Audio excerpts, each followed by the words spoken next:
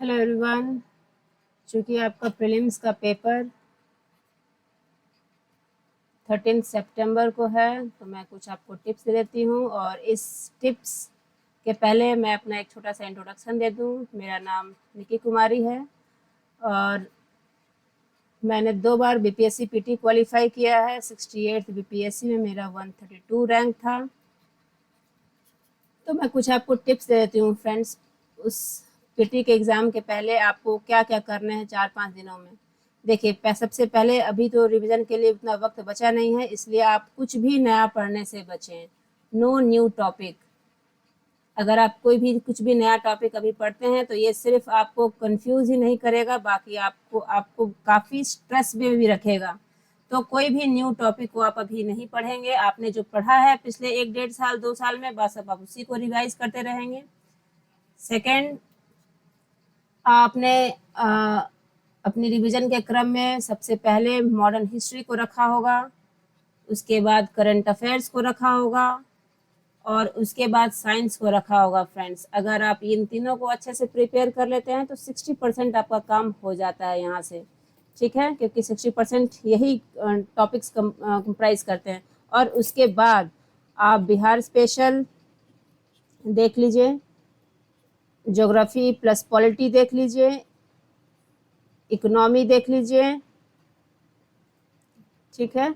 और उसके बाद आप मिसलेनियस में चाहें तो एंशिएंट हिस्ट्री, मिडाइवल हिस्ट्री, ये आपको देखना है। और आप 10th स्टैंडर्ड के मैथ्स, क्योंकि मैथ्स और रीजनिंग का भी 10 मार्क्स का क्वेश्चन रहता है, तो वो 10th स्टैंडर्ड का ही लेवल का रहता है। 10th स्टैंडर्ड का मैथ्स और रीजनिंग, ये आपको देखना है। लेकिन आपका क्रम यही होना चाहिए फ्रेंड्स रिवीजन का, ठीक है। अगर आप सिलेक्शन चाहते हैं तो आपके रिवीजन का यही ट्रेंड होना चाहिए। उसके बाद थर्ड इम्पॉर्टेंट चीज़, कुछ स्टूडेंट्स ये भी गलती करते हैं कि पूरा 100% क्वेश्चन अटेम्प्ट करने के चक्कर में रहते हैं। ये आपको नेगेटिव मार्किंग में ले जाता है फ्रेंड्स। आप याद रखिए, अगर कट ऑफ से 0.25 मार्क्स भी आप नीचे हैं तो आपका सिलेक्शन नहीं होगा, ठीक है। और प्रीलिम्स, चूँकि ये आपका रैंक डिसाइड नहीं करता है, ये सिर्फ एक गेटवे है मेंस के लिए, तो आप इसमें 100% क्वेश्चन अटेम्प्ट करने के लालच में नहीं पड़े। नेगेटिव मार्किंग हो जाती है, जो आप सही बनाएंगे उससे भी आप नेगेटिव मार्किंग हो जाएगा और आप कट ऑफ से नीचे आ जाएंगे तो किसी हालत में सिलेक्शन नहीं होगी। तो आप कोशिश करें, जिस क्वेश्चंस का आपको कुछ आइडिया नहीं है, नो आइडिया, एकदम नील हैं आप किसी क्वेश्चन के बारे में, आप कुछ भी रिकलेक्ट नहीं कर पा रहे हैं, तो बेहतर है उस क्वेश्चन को अटेम्प्ट नहीं करें। ऐसे क्वेश्चंस को अटेम्प्ट करने के लालच में नेगेटिव मार्किंग के शिकार होता है, और ये सारे स्टूडेंट्स में ये टेम्पटेशन होता है फ्रेंड्स। सबको लगता है कि अधिक से अधिक क्वेश्चन अटेम्प्ट कर लें, मगर जब अगर नेगेटिव मार्किंग होती है एग्जाम में तो सारे क्वेश्चन अटेम्प्ट करने का लालच हमें नहीं रखना चाहिए। ये वहाँ पे थोड़ी सी चालाकी आपको रखनी है।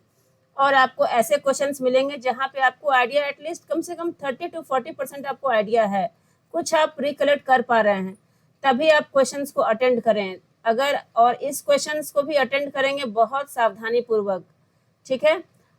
जहां आपको कोई आइडिया नहीं है उस क्वेश्चंस को आप बिल्कुल छोड़ दीजिए। जहां पे आपको कुछ भी आइडिया है, 40% भी आप कुछ चीज़ों को कलेक्ट कर रहे हैं, तो वहां पे आप बहुत सावधानी से ऑप्शन को चुनें। इसके बाद और कुछ न्यू टॉपिक तो अभी आपको बिल्कुल पढ़ना नहीं है, पढ़ी हुई चीज़ों को ही आपको रिवाइज करना है। और एक जरूरी टिप है फ्रेंड्स की, एग्ज़ाम के दिन, जिस दिन एग्ज़ाम है उस दिन कुछ बच्चे 2-3 बजे रात तक जाके पढ़ते हैं। ये बिल्कुल भी एडवाइजेबल नहीं है, क्योंकि आप जब जैसे ही एग्ज़ाम सेंटर में जाते हैं आपका दिमाग ऑटोमेटिकली स्ट्रेस में आ जाता है। एग्ज़ाम का माहौल ऐसा रहता है, इन्विजिलेटर्स बार बार आपको टाइम रिमाइंड करते हैं, बार बार वहाँ बेल लगती रहती है, आप ऐसे भी आपका दिमाग स्ट्रेच रहता है। और उसमें आपने 2-3 बजे रात तक पढ़ाई की, अगर आप 1-2 साल तक नहीं पढ़े, उस एक दिन खाली पढ़े, तो ऐसे भी कुछ नहीं होने वाला है। तो क्यों ना उस दिन पूरा रिलैक्स करें दिमाग को, एकदम टेंशन फ्री होकर एग्ज़ाम देने जाएंगे, तभी ये एग्ज़ाम क्रैक होगा। कुछ सवाल उस एग्ज़ाम पे क्वेश्चन पेपर में ऐसे भी होते हैं जो जानबूझ के थोड़े ट्रिकी बनाए जाते हैं और उसमें मैक्सिमम स्टूडेंट्स ट्रैप हो जाते हैं। इस ट्रैप से आपको बचना है, ठीक है। एक तो पहली बात, पूरे 100 में 100 सवाल बनाने नहीं है और वो ज़रूरी भी नहीं है। कोई भी कट ऑफ के लिए 100 में 100, किसी भी एग्जाम में 100 में 100 सवाल बनाना जरूरी नहीं होता है।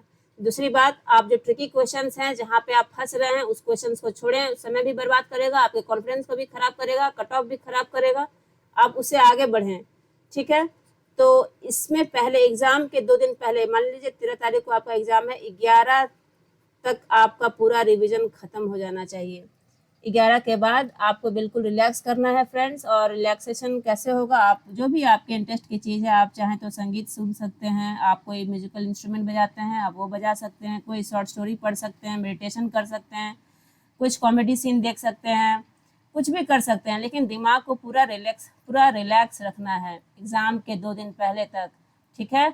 No late night study, exam के दिन, एग्ज़ाम के 2 दिन पहले तक 3-3 4-4 बजे रात तक जाकर पढ़ना, ये आपके खेल को ख़राब करेगा।